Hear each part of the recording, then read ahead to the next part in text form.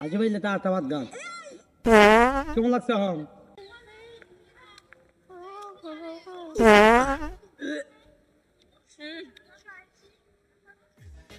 ভাই এটা কি করলেন? কি বললাম? আপনি তো আমার মুখের উপর পা দিলেন কেন?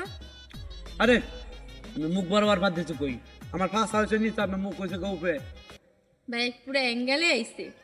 অ্যাঙ্গেল বাদতেছে ওইতেও পারে। গন্ধ ভাই। এ মুলা খান? ও হ্যাঁ মোলা খাইতেছি তো, এই জন্য তো আপনি পা দেন গন্ধ। ও আপনি তাহলে মোলা খাইছিলেন কোনদিন? থু, না মুলা পছন্দ করি না ভাই, মুলা খেলে পা দেন। বলুন কি আড্ডা কিরকম হয়েছে? হ্যাঁ? ভাই এরকম পা নাকি জীবনে দেয়? চাইনা সেই রে আমার পাত কিনবা লাগিয়া বাংলাদেশ যায় বিমান দেয়া পাত কিনা লয়ে যা, আপনি কোন যে পাত বন্ধ রে আনতাছি পা দেওয়ার কিনে কেমনে? তাহলে আমি যে মুলা খেলে খালি পা দেয়। সেন্ডুস চিনেন? সেন্ডুস সেন্ডুস মধ্যে পাত দেয়, পাত দেয় রে দেয়, মানে সেন্ডা দিলে সেন্ডুসের গন্ডরে বাড়া। ভাই আপনি অনবর পাত মারছেন। হ্যাঁ কি কইন? আপনি কথা বলতেছেন মুখ দিয়ে আর পিছন দিয়ে ফুকিয়ে ব্যাক সাইড দিয়ে তো পাত মারে। পাত দিলে আপনার সমস্যা কি?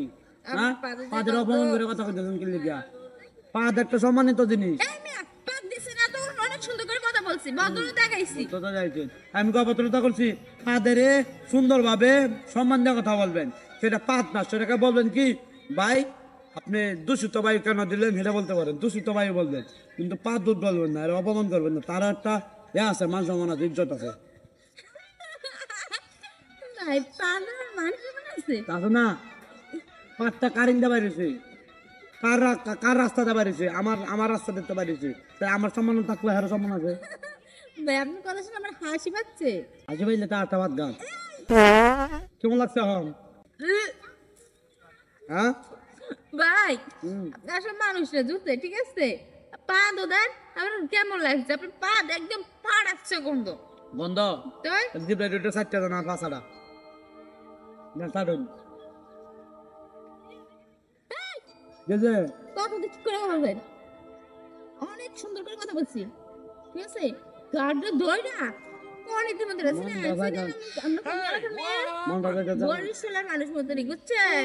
মনটা যাইতেছে পাঁচটা মুখটা মধ্যে খাইছে করি দইরিয়া একটা পাত দাও শুরু করি।